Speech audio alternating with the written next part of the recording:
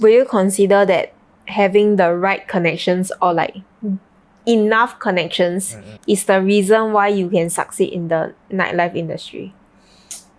I think I would have been bigger, right, if I actually bothered building connections. I'm just very lucky, right, that I'm in the mode, right, where I'm constantly joining DJ battles, constantly posting content, then people come and find me. I never actively build connections. If not, I would have been way bigger. And now I'm starting lah, which is like quite late lah, but then it has to be done lah. Like what Benjamin King used to say in our previous podcast, right? Connections is everything, but once you reach there already, right, everybody is a friend of Arnold Schwarzenegger, you know. So what makes you stand out is your skill lah, is your ability to show up, to perform, your character as a person, yeah.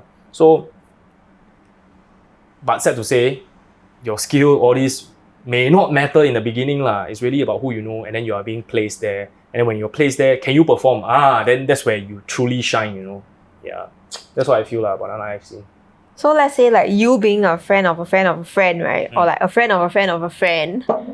How do you distance yourself from toxic people? Let's say you have identified certain people that you're like, oh, I don't want to associate with. Like, how do you decide like when do you want to stop associating with them?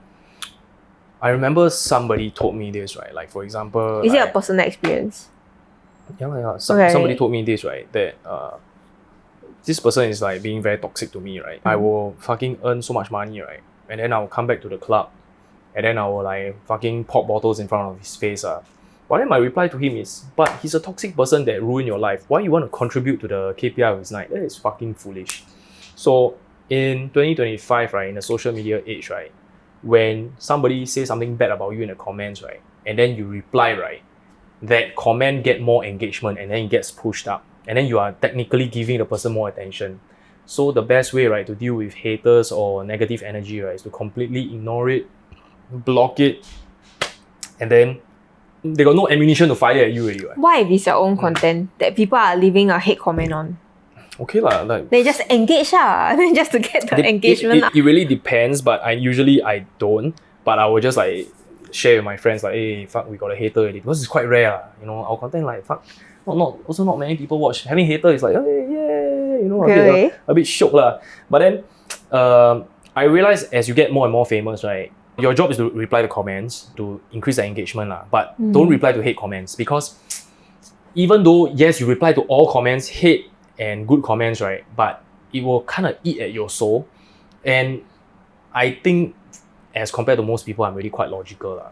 I'm not very emotional kind, right? But I see myself certain days also being affected by this kind of stuff lah. So you don't want to like, I don't even know whether the word propagate is it the right way. Yeah, propagate this, like feed this thing, right?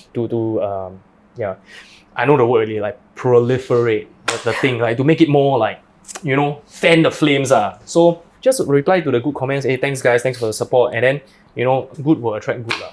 But what if fanning the flame will actually get you more good than bad? Yes, that's what everybody does, right? Then that is the gamble, right, that you have to make. No, that's where you see the line of the kind of content creator that you want to be lah. Like for me, it's like, because content creation is a lot about luck, a lot about how people react to your stuff, right?